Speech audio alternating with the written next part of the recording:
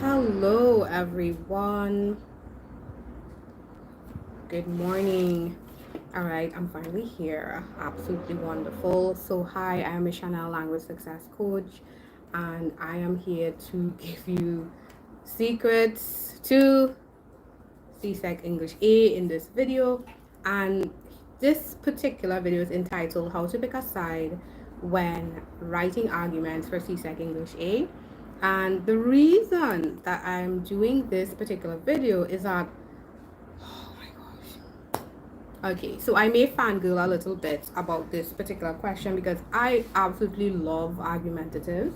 Um, and to be honest, when I think about it logically, this is a bit more my opinion, but it's actually one of the easiest questions to technically prepare for, plot out, plan out, and then write in the exam. You'd be like, yo, miss, that's a little crazy. But my learners who've gone through, who've done this topic with me, either over the last year or within the last couple of weeks, they will understand what I'm saying because it's a very formulaic type of questions. So if you understand how formulas work, it means there is this reliable, tried and true process. And that's what I like about this particular question. Now, this particular question for informative, so argumentative, even before I started, I was looking for my stuff on the informatives, and I don't know why. But this particular question actually has quite a few components, and that's where it gets slightly complicated. The components involved, they're very simple. They're very simple elements, but they feel complicated. What I'm going to talk about here is essentially that first element that you should be working on, which is in this process, picking a side. You cannot write your argumentative essay and not pick a side. All right. And part of that confusion lies in one, picking all the sides and then you end up writing an informative, just explaining stuff. Or two, you confuse argumentative with persuasive. And that's a whole other video by itself. But the point of this is your very first step in an argumentative is figuring out picking a side. You cannot do anything in this question if you do not do this step. I'm not looking at you because I'm looking for my material, because I of course have sample questions here. So I'm just trying to pull it up, right? So yeah, you have to pick a side, and here's a few things about picking a side. I got the impression from some of my previous students and previous learners that you think that there is this correct side to pick. There is no correct side to pick. You just need to, quote unquote, pick your side. Once you have whatever stance or opinion that you are on board with, game over ish. Game over ish, right? Because again, you just started. But the point is, you can't even complete your first paragraph with its thesis statement if you do not know which side you're supporting, right? And CSEC these days, oh my goodness, is it in the 2024? I'm just going to double check the 2024 paper because CXC love to change these instructions and don't tell us so, right? But one thing they've stated in the 2024 paper, I think from 2023, May, June, is that you're writing an argumentative. So all of you out there learning persuasive, please cease and desist. Like I said, I'll try to do a video to explain why persuasive and argumentative are not the same.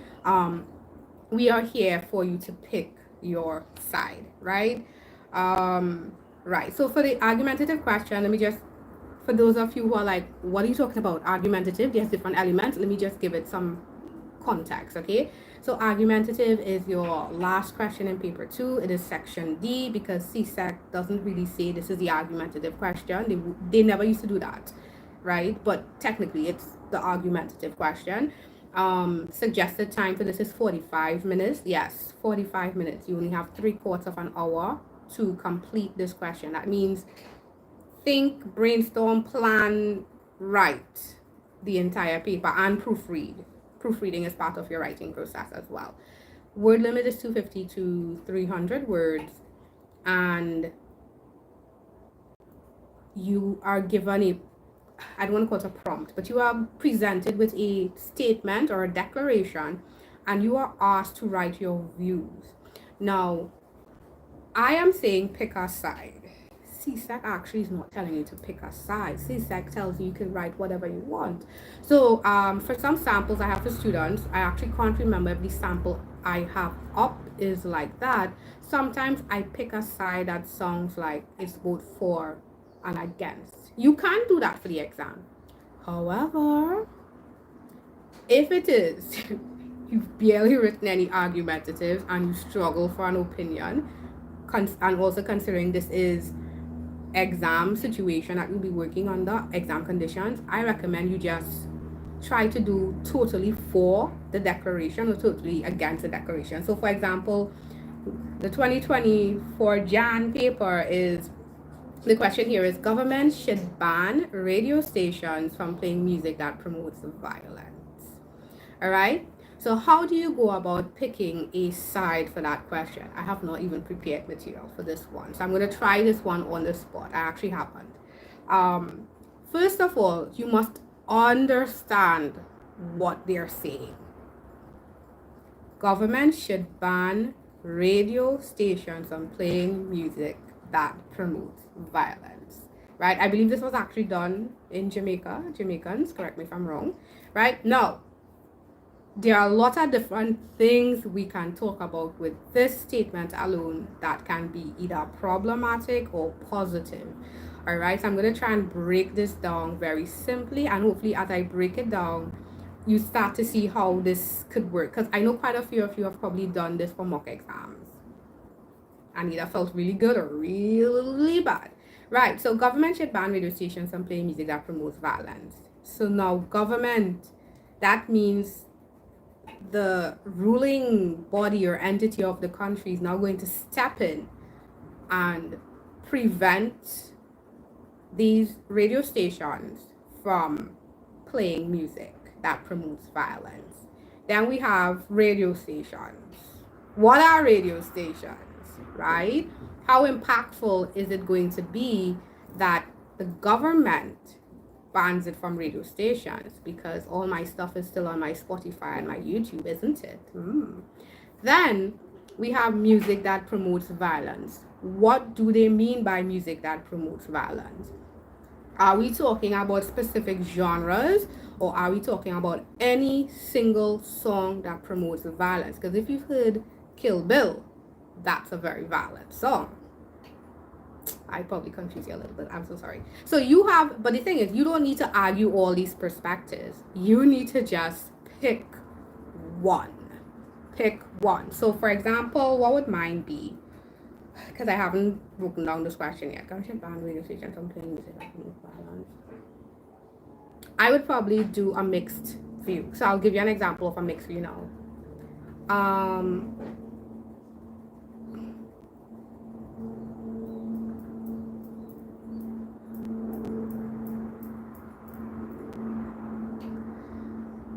I'm going to present it to you in the form of a thesis statement as much as possible, right?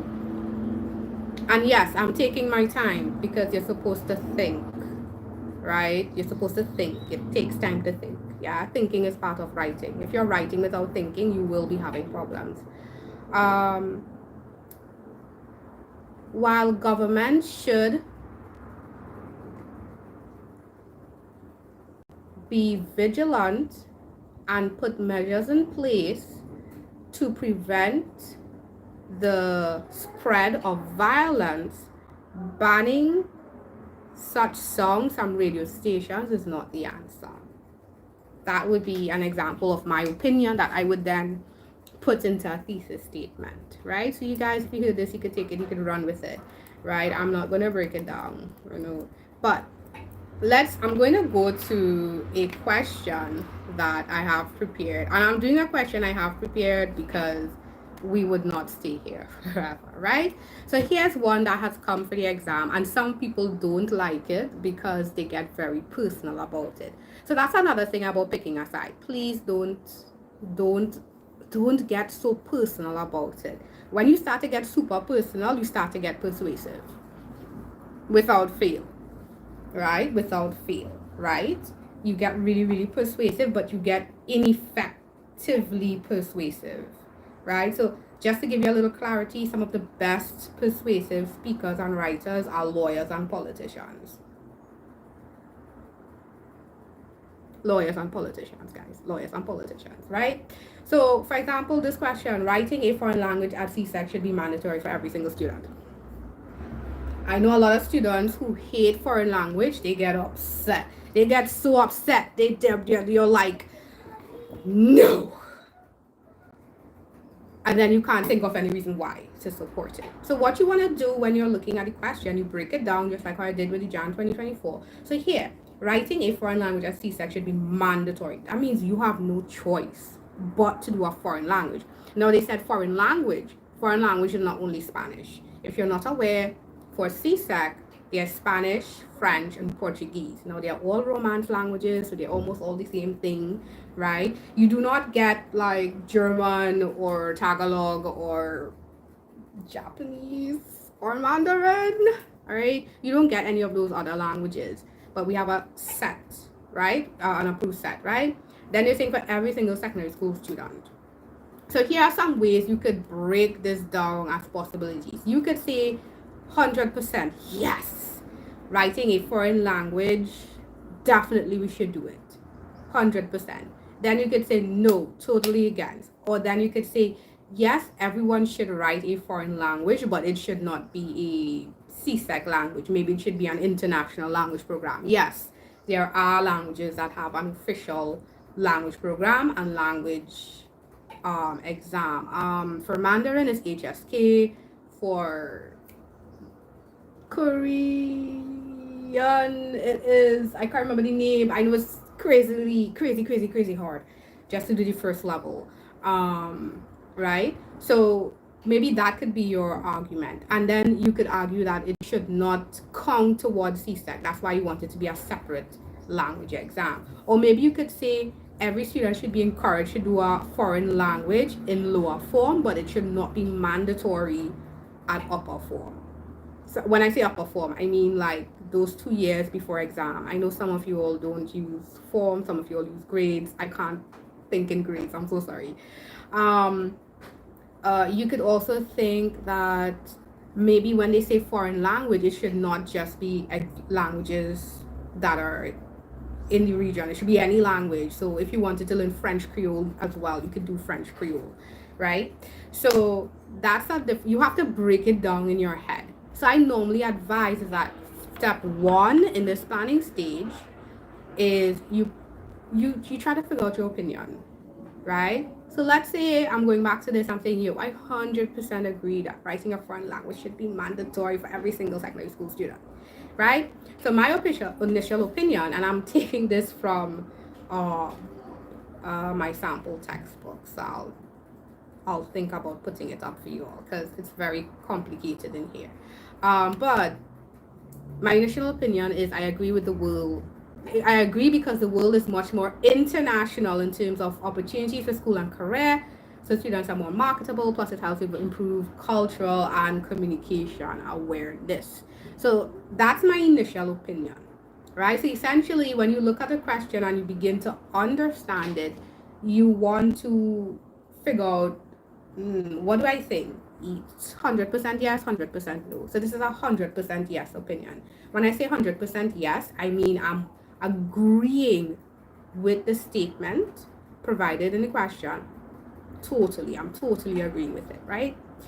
What I need to do after to ensure that I can go with this side is I need to figure out what are 3 points, because you need 3 all the time, right? I had a student, one of my learners, he's repeating. He's more of a mature candidate. And he's like, Miss, they never said put 3. I was like, they won't say put 3 because they expect you to know that you have to put 3. The same way that when you're doing a report, that they expect you to know that part of the formatting is for a report is to have the subject of the report center aligned and underlined, right? With the words re and a colon in front of it. They expect you to know that. So nobody's going to say, hey, write an essay of 5 paragraphs. Excuse. Right? No one's going to say that. They're really going to expect you to know this, right? That's really what they're going to expect you to know. Okay, so in order to verify that your point is your opinion is workable, you need those 3 points. And those 3 points are what you're going to use to develop your arguments, right? I hope you got me, because sometimes I'm afraid that the terminology for this question confuses people even further. Let me not rant on it, right? So you already heard my opinion. Here are the points that I chose: global opportunities, cultural awareness, communication competence. Now I wrote them down like that because obviously you are writing for you. So you're just gonna scribble down. All that we're doing here is scribble, by the way, yeah? You know that there's this nice box, I call them plan boxes, and say, hey, this is where you can plan your work. This is what you're putting in here. It does not need to be neat. It does not need to be grammatically accurate. It can be written in Klingon or Elvish. I don't care. The point is, when you write this, this is for you to understand and settle the thoughts in your brain. There are very few people who don't need to do this. The vast majority of you guys probably need to do this in some way, shape, or form. Some of you do it mentally. That's okay. I'm saying that this is for you. It needs to be done. It needs to be done, right? So those are my 3 points. How am I going to expand those points? So what I would do just to further solidify that I have those points and those points make sense to me, I will think of what evidence do I have to prove global opportunities, cultural awareness, and communication competence, right? So for global opportunities, I will say, hey, international students have an easier time of getting work placement or academic placement if they have a foreign language. That's kind of true. And when I say that, not just to get acceptance, but to live in a foreign country if you go to a foreign country, right? Cultural awareness. My point here is that when you learn a new language, you learn cultural differences, and this feeds into the first one. It feeds into the easier to acclimatize or integrate into the new culture, and it's an asset in today's global market to develop team skills. Okay, because you've learned how to work with people. And my last point is communication competence. Being able to communicate and express oneself using a foreign language increases or improves benefits that support your academic career and interpersonal development, right? And can help with problem solving. Okay, so these are my points. These are my ideas I jotted down in a rush, right? They don't have to be perfect. The point is you must be able to look at them and like, okay, they make enough sense that I could write this full essay. Now, one other point I would give you just as a bonus is that I would then make sure you have them arranged in order of importance. Now, for an argumentative, you can do least important point to most important, but personally for me, I think for CSEC level, most important point to the least important works even better. I think you want to hit them with, you want to hit that person marking your paper, figuratively hit them with your most impactful point, so they're like, wow, marks, I can't give this person low mark. Because that's the thing, you need to impress with your writing. You need to impress. You're speaking to the examiner directly. It's just that you're not there in person. So your words are going to do all the speaking for you. It's absolutely wonderful. Blown away. So guys, so that was my I totally agree. I'm going to give you my totally disagree. Oh, you thought I was only going to do one side? I do all the sides. My learners know I do all the sides. I argue for, I argue against, I argue in between. Why? Because it's easy, right? The debaters know what I'm talking about. If you guys like to debate, the debaters, listen, if you have friends who are debaters, this is a fine line. Actual debaters, not the ones who quarrel and argue. I'm not talking about that. I'm talking about people who just talk about something and extend it and say, but why the earth can't be flat? Why the earth can't be flat? Yeah, no, that I know that's a controversial topic, right? But this is what an argumentative person does. They just give you information that is evidence to support their point. They are not going to tell you, well, you dotish, you dumb and stupid, and you don't know what you're talking about, and then insult you. That's not argumentative in this regard. That's not what we're doing here. Okay? So I'm going to give you the views of disagreeing with making foreign language learning mandatory for CSEC. So my initial opinion, this is the opinion I'm going with for this side. I disagree because writing a foreign language does not guarantee job security, nor will it align or match future endeavors for the student or the country. Subjects should also match student skills. So I wrote all of that down just so that I can get an idea of where I want to go with it, right? If you noticed that it's nearly almost essentially the opposite of agree. All right, that helps you a lot. If you realize agree is one thing, disagreeing is just the opposite. Just the opposite, right? Because when I say the opposite, let me just clarify. I kind of am going to use the same points. I could almost use the same points, but use those same points to give you an opposite feel. So before I was saying, hey, getting a foreign language could give you job security and help you get through to schools and stuff like that. And now I'm saying it does not guarantee that because both are actually accurate, right? So what are my points to match this? Learning preference affinity, job security, and national development. So I'm going to explain these now. So for learning preference or learning affinity, affinity is your ability, tendency towards a certain skill, ability. That's affinity. It's a lovely word. Look it up. You could probably use it in this exam. Students should not be forced to learn a subject which they don't have an inclination to learn or interest in. Big deal. If you are forced to do something, most of you guys don't like English A because you're forced to do it. Because y'all speaking in English, right? You all watch English language shows. Some of you all probably even switch on the subtitles. Yet y'all don't like English. It's because it's forced on you, right? Job security. A CSEC foreign language will only be advantageous if a student plans to migrate to a country which speaks Spanish, French, or Portuguese. It does not guarantee that these students will get a job or help in national and regional development. Bam! I speak Spanish. Soy una profesora de español. I am a Spanish teacher as well. It's not an automatic shoe-in for anything. It's not. But I love languages. I'm absolutely glad I did it because I love languages linguistically. But it's not like, oh my God, you speak Spanish or French? Let me give you a job. That doesn't work either. Again, depending on context. Then national development. While learning a foreign language can be a personal life goal, it does not help to advance the overall needs of a country to further its development. You can actually use this as a point. I actually can take this same point and put it to agree as well. Because we in the Caribbean, we are literally in the middle of Latin America. What do Latin American countries speak? Espanol, except Brazil, which speaks Portuguese, right? So I could use that on both points. I'm saying you get your points. You could toss it up between the two. Now, ideally, this process that I just covered here should not take you more than 5 to 10 minutes. I apologize. It's not. It shouldn't take you more, but if you do it properly, it will help you be more secure. If you can get up to this point and then you do your order of importance, that's my bonus. It's not necessary, it's my little bonus to be a tad more impressive. It really, really helps you for the exam.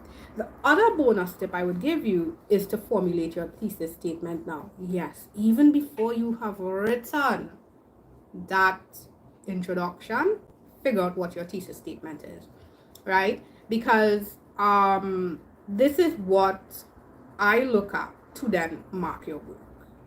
So you could kind of shoot yourself in the foot with your thesis statement, but you need a solid thesis statement because it's an argumentative piece, right?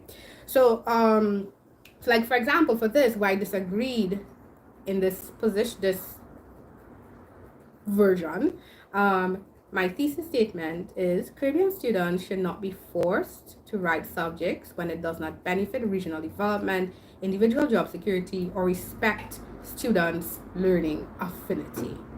So you know what I'm going to talk about is not even a surprise, and that's the point. Argumentative pieces are not a surprise.